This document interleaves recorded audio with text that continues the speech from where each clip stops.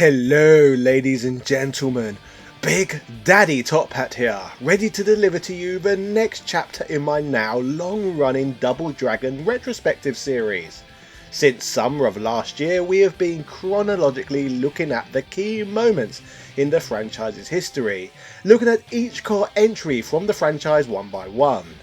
If you have been keeping up with these uploads, by this point you will be fully aware that Double Dragon games are like a box of chocolates, and players never know what they are going to get. Over the years, Double Dragon games' quality has ranged from simply amazing to downright abysmal, usually dependent on whoever the Double Dragon IP holders at the time allowed to develop entries in the saga. In this video we are going to look at the history of a game that many people look at as the worst Double Dragon of them all. A game that was reportedly so bad that many considered it at the time as the worst game available in the entire Xbox 360 library. Now, considering that modern developers never face the same technical limitations as Yoshihisa Kishimoto and co. when making a Double Dragon game, how did they possibly cock up so badly that their finished product would result in one of the most terrible games of the entire era? Let's find out. This, ladies and gentlemen, is the mad story of Double Dragon 2, Wonder of the Dragons. Yeah! As you all know by this point in my series, the history of Double Dragon is long and complex. The franchise started out with two revolutionary, groundbreaking cooperative beat-em-ups created by Kishimoto, but moving forward, IP rights holders, Technos' treatment of the franchise bordered on abuse for a while. The main problem seemed to lie with the fact that they would let anyone produce Double Dragon content as long as they paid them, handing over full creative control in the process, or in many cases just paying inexperienced third parties to develop Double Dragon games for them. The lack of quality control led to all sorts of bizarreness and distinct branding becoming completely lost. Sadly though, it was not just Double Dragon that was being mismanaged at Technos, but the whole company itself, declaring bankruptcy by 1996. While Technos itself died, the Double Dragon name lived on, as the license was scooped up by Million Company Limited. The new license holder would release Double Dragon Advance in 2003, an amazing remake of the original game for the Game Boy Advance. The game would feature twice the amount of stages as the original and pull in some of the best combat mechanics seen in different Double Dragon games over the years. To top it off, the project was led by Maneki Ebenuma, a Double Dragon superfan who was the lead developer of Super Double Dragon, one of the better entries in the series that was only held back due to development time constraints. Double Dragon Advance though was his magnum opus. The game delivered the perfect refined Double Dragon experience. The next big Double Dragon release would not surface until 2012, with the release of Double Dragon Neon. Rather scarily, Million Company took a leaf out of Technos Japan's book and outsourced the work to another development house, WayForward Technologies. In an extremely wise move though, WayForward brought original series creator Yoshihisa Kishimoto on board as a consultant to help make Neon a more authentic Double Dragon experience. While the cheesy 80s themed game is somewhat polarising today, there are many individuals who look at Neon as the greatest Double Dragon game of all time. So overall, I guess this was yet another huge feather in Million Company Limited's cap. For many now, the sky seemed the limit for the Double Dragon franchise, with many players fantasising about the possibility of a Double Dragon Neon 2. Million had hit it out of the park, not once, but twice, so it was an interesting time to speculate with regards to what would be happening next. Fortunately, players would not have to wait long at all, as just 1 year later, yet another big console Double Dragon game would see release, named Double Dragon 2 Wonder of the Dragons, which was made available in the Xbox 360 Live Arcade in 2013. For those that have been following events closely, this title was actually announced to be released back in 2011, a year before Neon even existed. However, the game was shelved until it made a surprising debut 2 years on. As mentioned earlier, Double Dragon Neon was not developed in Japan, but was actually outsourced the way forward in the United States. In a similar fashion, Wonder of the Dragons was outsourced to be developed overseas too, in this instance by a development house known as Gravity Company Limited, located in South Korea, with the game's publishing being handled by Baronsun Creative Company Limited, making Wonder of the Dragons an all-Korean endeavour. As for Gravity, the company who wanted a crack at the Double Dragon whip, they had generated experience in the world of gaming by developing and publishing multiple Korean MMOs, with Ragnarok Online being their biggest success. However, it is the company's turbulent history involving many internal political conflicts which perhaps highlights what the company is known best for. At one point in time, Gravity's chairman Jung Ryul Kim would divert approximately $6 million in company revenue over to his bank account for personal use. This would lead to an investigation, which would result in Kim having to reimburse the money to the company along with expenses incurred in connection to the investigation. Further to this, there was a time when two US-based hedge funds created a committee for fair treatment of minority shareholders, which initiated litigation charging that the majority shareholders and officers had violated their fiduciary obligations. The litigation would result in Gravity handing over $5 million in exchange for being released from any liability. However, the company continued to deny any wrongdoing. Speaking of wrongdoings, I guess now we should switch our focus away from the company responsible for 2013's Double Dragon game, and instead move our attention to the release of the game itself. When Double Dragon 2 Wonder of the Dragons first appeared on Xbox Live, the game's description would comically read, "This is a remake Double Dragon 2, a 80s game. The storyline takes same as original game story. However, the graphic, character, action, system, ECT are changed. Also, we are including new stage and enemy in the game. The player will be addicted to the new version of Double Dragon 2. Also, characters are undressed from 80s style and recreated with modern, sexy and beautiful style that amaze you and feel never been experienced world before." Now, if you happen to read this game's description that was written in broken English, you would have been given fair warning with regards to this game's quality. Whether you happen to be aware of this game's 2-year delay or Gravity's misdemeanors from the past or not, all in all, not many things were looking good with regards to what gamers were about to experience. If you can decode the broken paragraph though, it becomes clear very quickly with regards to what Gravity were trying to achieve at least. As mentioned earlier, in 2003, Double Dragon Advance was released for the GBA, an amazing title that reimagined the classic original Double Dragon arcade game, which added many new stages, new combat mechanics, all mixed with huge graphical upgrades. The game was perfectly executed and made bespoke for GBA hardware. When it comes to Gravity's Double Dragon, it looked like they intended to follow in Double Dragon Advance's footsteps, with a goal being to create a souped up version of the second Double Dragon arcade game, which is a fantastic idea to be fair, especially considering many people consider Double Dragon 2 to be the best in the series anyway. Gravity wanted to make a remake of Double Dragon 2 with new additional stages, new combat mechanics and a whole new graphical style in line with other games that were available on the Xbox 360. And to be fair to the Korean company, this is exactly what they did. However, the execution ended up being far from acceptable. Upon starting the game itself, an arrangement of the iconic classic Double Dragon theme blares out, while you pick between playing as either Bimmy or Jimmy. But once action starts in the main play mode, you instead assume control of Marion as you play through a tutorial section of the game in a dojo, taking on enemies for the first time. Throughout this tutorial we have a narrator explaining how moves are performed, however rather unnervingly the subtitles at the bottom of the screen rarely ever match what the narrator is saying, further giving players a strong indication of what is to come. The tutorial section ends when classic villain Willy emerges, Willie shoots his load, murdering Marion just like in the arcade version of Double Dragon 2.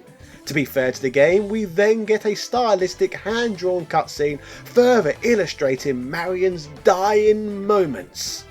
We get more of these as the game progresses, and in my opinions they are among the title's few good features. The game's true action then starts off in exactly the same location where fighting commences in the original version of Double Dragon 2. The familiar setting has been rendered using some of the ugliest polygons you could possibly see during the Xbox 360 and PlayStation 3 era. A random internet comment though I read somewhere summarises the look of this game perfectly. Wonder of the Dragons basically looks like a PS1 game that a fan has applied a few mods to and then upscaled. It simply does not look like a game that was released in 2013 on powerful hardware. When we looked at Double Dragon Neon the other week, I criticised the game's character models for looking ugly and dated, but this Double Dragon 2 rendition takes the biscuit in terms of ridiculously poor graphics for the era it was released in. Stylistically, the game is an abomination, with the deformed polygonal character models all looking absolutely dreadful and unappealing. Sadly though, it's not just the models themselves that make the game look graphically poor, as apart from being the blockiest looking game that I've seen on the 360, the game also has the worst frame rate too, with all gameplay in the game consistently looking like footage that is still buffering due to having too many apps open on a weak computer. Considering how powerful the Xbox 360 was and how simplistic Wonder of the Dragons was as a game, the game should have run as smooth as butter if it had actually have been programmed properly to begin with. Although it is very sad that the game has terrible frame rate and the fact that all the character models look like they have been beaten with an ugly stick, this is not even the game's worst flaws, as the title's true crimes against humanity lie with the game's combat mechanics and controls themselves. While Double Dragon Advance brought a game to the table that presented a great graphical upgrade, the 2D side-scrolling beat-em-up action remained. Wonder of the Dragons, on the other hand, not only changes the graphics found in Double Dragon 2, but also the way the game is played completely. Rather than having enemies that can attack players from either the left or right, in Wonder of the Dragons enemies can now attack the Lee brothers from literally any angle they like. Both Billy and Jimmy, along with every opponent in the game, now has a 360-degree movement and attack range, which to me begs the question as to why this game was not simply called Double Dragon 360, as it makes for a fantastic pun. This 360-degree movement is probably the game's biggest issue, as every source indicates that players everywhere struggled with this game's pathetically poor controls. Now you have all of the control issues that come typically with a bad beat-em-up. We have delayed response times with certain inputs, poor hit detection at points, but sadly the problems with this game run even deeper than simply those. Eurogamer would state that the game has horrid, clunky, weak combat. The ability to fight in all directions rather than just left or right should have been a novel change for the series, but it just lets enemies surround you and hit you from all angles. There are times when enemies will knock you down every time you try to stand up. A constant unbreakable cycle of stand, punch, fall until you die and turn the game off. The man with receipts known as ProJera2 would heavily criticise the game's controls on release, stating that the Xbox game was the single worst thing to ever happen to Double Dragon. It doesn't get a single thing right. Like moving, it doesn't get moving right. When you press a direction on the control stick, you don't immediately go in that direction. You instead do an awkward backstep, first pause for a bit, and then you run around. If you get hit by an enemy, you lose stamina, so you get back up and you can't attack because you're tired. And then you get hit down to the ground again and the cycle repeats until you lose. This game is a joke. Speaking of the game's broken controls, they are accompanied with a power bar for each player, which of course allows the brothers to perform special moves. You will notice that dragon statues are commonly scattered throughout the game.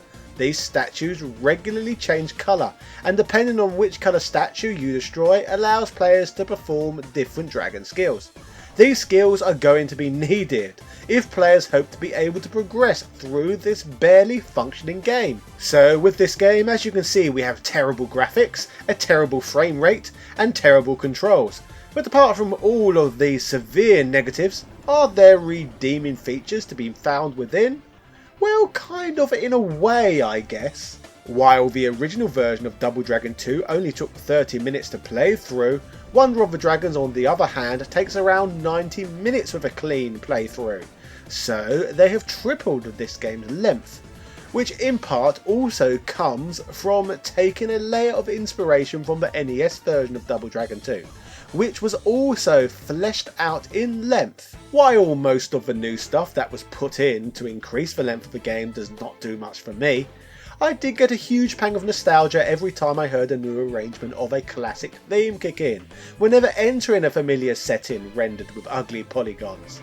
I do wonder though if I enjoyed these moments due to being reminded of the arcade Double Dragon 2, rather than actually appreciating anything about this game itself. Despite the clunkiness and lack of polish the affair contains overall, I got some fulfillment in seeing these classic stages with a different graphical style to what I was used to.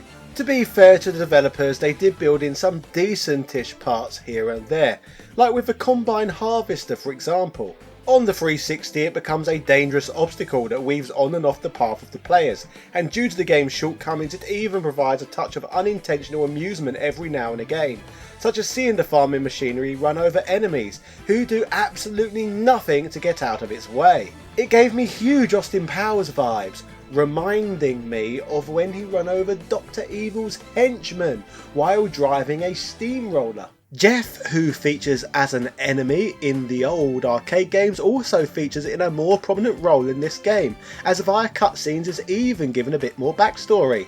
There is a cool scene before a fight unfolds, with Jeff being depicted as a former friend turned rival to the Lee brothers, fashioning an all new more rebellious look. The cutscene and fight takes place in front of an old tree bearing a heart carving made long ago, where apparently Billy and Marion promised love to each other with Jimmy's name scraped on the side. While on the subject of Jeff, he is one of the 4 playable characters alongside Billy, Jimmy and Marion in the game's bizarre one-on-one versus mode, so his inclusion is not limited to just the story. If you have a tenacity to make it all the way through this rough game, then like the arcade game, Marion remains dead. However, reportedly the game offers an additional ending too, which is only accessible if players do not perform any special moves throughout an endeavour, which as mentioned earlier is pretty much an essential to harness, considering how poorly this game handles in the first place. Beating the game with no special moves paired with its terrible controls is a ridiculous task to ask of players. This annoyed many gamers on release, especially bearing in mind that the game encourages you to use specials throughout, playing a big part in the tutorial at the beginning. On Metacritic, the game has reception as bad as any I have seen. The aggregate score from across all professional critics resulted in the game only scoring 18%, and in even worse news for the game, it got a 1.5 out of 10 user rating. Game Informer wrote, "There are absolutely no redeeming qualities to Double Dragon 2. The only people I can recommend this to are gamers that hate playing the worst stuff just to make fun of it, or Double Dragon fans who can't help but play every release no matter how terrible." Now Game wrote, "It's hard to describe just how shockingly awful this is, from the ridiculous difficulty to the broken combat or the lack of online co-op. Double Dragon 2 Wanderer of the Dragons fails in every way possible." Official Xbox Magazine UK chimed, "Between getting stuck on invisible walls, being forced to watch awkward cutscene transitions, and having to repeatedly restart at a checkpoint due to a horribly executed platform sequence, I can honestly say I didn't enjoy a second of it. Everything about it feels cheap and hastily thrown together." Game Reactor said, "Listen, we are not exaggerating. Not one bit. This is the worst game of the generation." Games Master UK would summarise the situation well, stating, "The fighting system is more broke than Back Mountain. Avoid." So as you can see from all of this, Double Dragon 2 for the Xbox 360 is one of those rare games that seems to be universally hated by most, and now stands as the physical embodiment of how bad games can actually get. A strong case could be argued that Wonder of the Dragons is the 2020 or Firefest of video games, and can be placed at the very bottom of the barrel when it comes to terrible things that have happened in human history. Usually in my content I like to try and say something positive so that I can sign off on a high note. But the emergence of this game, less than a year after Neon, is beyond depressing, as the future looks so bright. Or Neon at least. On some sort of positive though, my Double Dragon retrospective series is not quite over yet, but at least we know we are hopefully not going to ever have to look at a Double Dragon game that was even worse than this. The Korean game by Gravity Company Limited really was the worst ever thing to happen to Double Dragon. Yeah. So ladies and gentlemen, that was the mad story of Double Dragon 2 Wonder of the Dragons. If you are yet to do so, why not check out my previous more upbeat videos covering the Double Dragon series. Or if you want something different, I have all kinds of videos on retro gaming history amongst my backlog for you to enjoy. It really helps me out when you lot like, subscribe and leave a comment down below, and share my work on your own social media platforms to spread the word of Big Daddy Top Hat. I am grateful for every bit of support you lovely people give me. This of course includes the fantastic people who go one step further and back this channel on Patreon. You make working full time on these videos just that little bit more easy. So shout outs go out to Sebastian Velez, Carl Johnson, The Murder of Crows, Heyo Paulo Lopez, Joseph Razmik, Ben Harradine, Corey I. Marsh Sr., Capcom vs SNK, BXL Gotham, Rowan Dinch, Evan Balder, Philip Namph, Aswell Rorikai, Keith Ferguson, Dropkin Varela, Michael Cullix, Ago, Jordan Durant, Angel Light 85, Alethea Swanson, Nick Daniels, Princess Anna, Glennie Glenn, Daniel Daly, Computer Man, House of a Ted, Gary Pinkett, ECU Professor, Kid Anime, Justin Wang, Aaron McNamara, Hermes Gonzalez, Instant Gratification Monkey, Man Shovel, James Bishop, JB, Michael Hall, Wesley Sang-hee, Wayne Kerr, Langston Miller, New, Brian Barry, Sarah Powell, Flaming Renee, Marvin Araliga, Chris Cool, TOG Driver, Adrian Hannington, Bernard NG, Richard Stu Stewart, James McDonald, Dan Man Dammit, Lewis Viant, John Bates, David Barr, Chris Fisk, Mike Bruno, Rick 67, Antonio Rodriguez, Craig Jenkins, Retroverse.com, Casey Wright, Synth Spaces, Zai, Andrew Bazgansky, Gunther Hendricks, and everybody else who backs me across these platforms. I love you very much. Thank you. Cheerio, ta-ta, and farewell.